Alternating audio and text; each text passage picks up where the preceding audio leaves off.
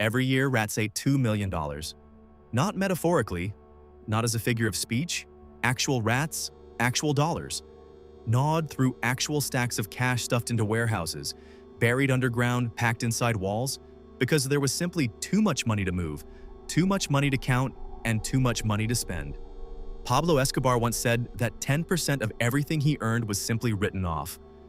Lost to moisture, lost to rot, lost to vermin. 10%. That means he made so much money that losing millions every single year didn't register as a problem worth solving. This is not a story about cocaine. This is a story about what cocaine bought and what it cost everyone else. But before we get to what he built, you need to understand one number, because once you hear it, nothing about this story will surprise you. At the peak of his operation, Pablo Escobar was earning an estimated $3 to $5 billion per year. Per year. That's roughly $60 to $80 million every single week. In cash, mostly in 10s and 20s, because that's how drugs are bought on street corners at midnight in American cities. Not in neat bricks of hundreds, in crumpled 10s and 20s. The currency of desperation. And it kept coming. Every week, more than the previous week. More than any system built by human beings was designed to handle. He needed $2,500 a month just for rubber bands to hold the money together. He wrote off 10% of his cash holdings every year, not because it was stolen, not because it was seized, but because it physically deteriorated, rotted in humidity, fused underground, eaten by rats. $2 billion a year, destroyed by nature. And he kept going. So who was this man? And how did one person build something this obscene, starting from nothing? Pablo Escobar was born in 1949 outside Medellín, Colombia. Real poverty, the kind that teaches you exactly what money does to a man, and exactly what a man will do to get it. He started small, stolen tombstones, resold, fake lottery tickets, street-level smuggling. And then, in the mid-1970s, he found cocaine. The American appetite for it was enormous, insatiable, and the supply chain was disorganized, wide open for someone ambitious enough to seize it. Escobar seized it. By the late 1970s, he had built what would become the most powerful criminal organization in history, the Medellín Cartel. He didn't just distribute cocaine, he owned the entire pipeline. The farms in the Andes, the jungle labs, the routes through Panama, the Bahamas, Miami, the street-level dealers in New York, Chicago, Los Angeles, every link in the chain, his. By 1982, Escobar controlled an estimated 80% of all cocaine entering the United States. 80% of a market worth billions every single year. Forbes magazine eventually listed him as one of the wealthiest men alive. But numbers on a magazine page can't prepare you for what that actually looked like in practice. Nothing could. Here is what the operation looked like at its peak. The Medellín Cartel was moving between 15 and 20 metric tons of cocaine into the United States every single month. 15 to 20 tons per month. A kilogram cost roughly $1,500 to produce in Colombia. By the time it hit the streets of Miami or New York, it sold for $15,000 to $20,000 per kilogram. A markup of over 1,000% across 20 tons a month. The math becomes almost incomprehensible, and getting the money back was its own operation. Couriers flew cash in private planes, sewn into clothing, hidden in food shipments, packed into modified fuel tanks, concealed inside consumer electronics, embedded in furniture. The cartel had a logistics network for money that rivaled some Fortune 500 companies.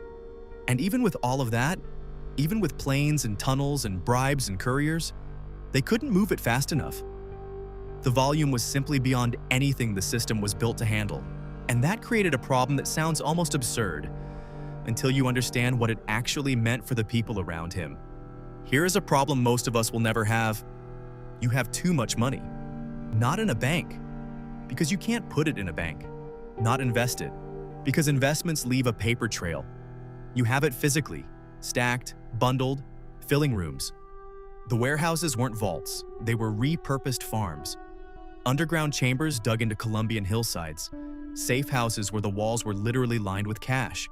Roberto Escobar, Pablo's brother and the cartel's accountant, later wrote that they routinely wrote off 10% of their cash holdings every year. Not stolen, not seized, deteriorated. Bills fused together underground. Money rotted in the humidity. Rats chewed through bales of cash. $2 billion a year. Gone. Because there was no system on Earth capable of managing that volume of physical money. And then there is the story, which may be myth, but is plausible enough to be disturbing, that when Escobar and his family were hiding in the mountains, cold and desperate and running from the Colombian police, he burned $2 million in cash just to keep his daughter warm. He burned $2 million for heat. That is not wealth. That is something for which our language doesn't have a proper word. Cash was the problem, and cash had to be solved, because raw, unexplained cash is evidence. Walk into a bank with $50,000 you can't explain, and you have a problem. Walk in with $500 million, and you're a catastrophe waiting to happen. Escobar needed to transform dirty money into clean money. The first tool was real estate. Buy land at one price, sell at another. The profit looks like legitimate business income on paper. The cash becomes a property. The property becomes a loan. The loan becomes a clean business account. The second tool was the banking system itself. Panama was a favorite. Strict secrecy laws, minimal questions. Shell companies opened accounts. Money flowed in under false pretenses, layered through multiple entities across multiple jurisdictions until it emerged at the other end looking on paper like legitimate commerce. Banks in the Cayman Islands, banks in Luxembourg, banks in Miami. Where during the cocaine boom of the early 1980s, the local Federal Reserve Branch reportedly noticed a cash surplus of billions of dollars flowing into the banking system. Billions that the legitimate economy couldn't explain. They called it the cocaine dollar surplus. They knew what it was. The third tool was corruption. Judges, police, politicians, customs officials, border agents. Plata o plomo, silver or lead. Take the bribe or take the bullet. Most people took the bribe. The corruption wasn't just protection, it was infrastructure. Paid for silence that allowed money to move through a system designed to stop it. Front businesses completed the picture. Restaurants, car dealerships, taxi companies, any business handling large cash volumes could be used to blend dirty money with real revenue. Inflating receipts, creating the illusion of commerce where commerce was only partially happening. He wasn't hiding money anymore, he was hiding an empire. But money alone was never enough. Escobar understood something that most powerful men never figure out. Until it's too late. Money only protects you when it's been converted into something else. Power, loyalty, fear. Escobar built hospitals in the slums of Medellin, housing projects, football fields in neighborhoods that had never had one. To the people receiving these things, he was a folk hero. Robin Hood with a cartel. That wasn't charity. That was investment. A community that owes you doesn't talk to the police. A city that depends on you doesn't cooperate with the government. The goodwill he purchased in Medellin's poorest barrios became a surveillance network, a wall of human loyalty that money had built brick by brick. And then there was the other side of that coin. He offered a bounty, reportedly as high as $3,000, for every police officer killed in Medellin. $3,000 to kill a cop. And it worked. Officers were being murdered in the streets. He assassinated judges by the dozen, killed presidential candidates, bombed newspaper offices, detonated car bombs in public squares. Medellin became the most dangerous city on earth. He had privatized violence. Money had been converted into a weapon more powerful than any standing army. And for an extraordinary, terrifying stretch of years, it seemed like nothing could stop him.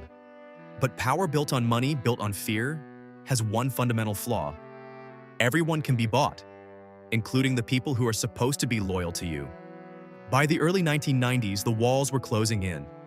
A specialized Colombian police unit, backed by American intelligence and surveillance technology, was hunting him with a precision and a patience that had never existed before.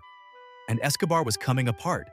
He moved constantly, changed safe houses every few nights, communicated through intermediaries, trusted almost no one. The man who had once controlled an empire was reduced to a fugitive sleeping in different beds every week in the same city he once owned. Because money leaves traces, not always in the money itself, but in the behavior around it. In the people who move it, guard it, manage it, pull one thread, and the whole structure can unravel. Former associates facing their own prosecutions started talking. Financial trails obscured across a dozen jurisdictions began to be mapped.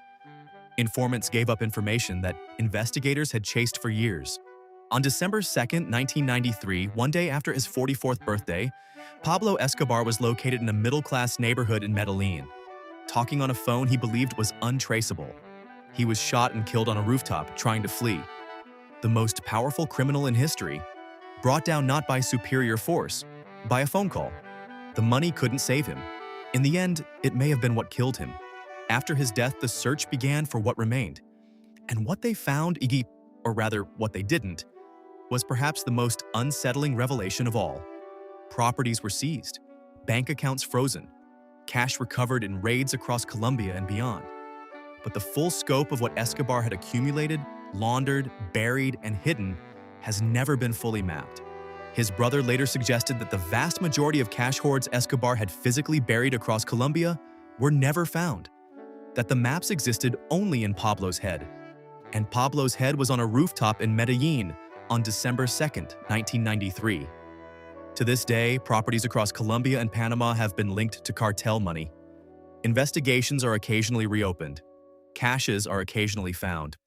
But the bulk of it, rotted in the ground, eaten by rats, dissolved in the humidity of Colombian mountains, or perhaps still sitting somewhere, in a buried vault, in a hidden account, in a shell company registered to a name no investigator has thought to check. The cocaine is gone, the cartel is gone, Pablo Escobar is gone. But somewhere right now, his money might still be waiting. The question was never whether it exists. The question is, who finds it next?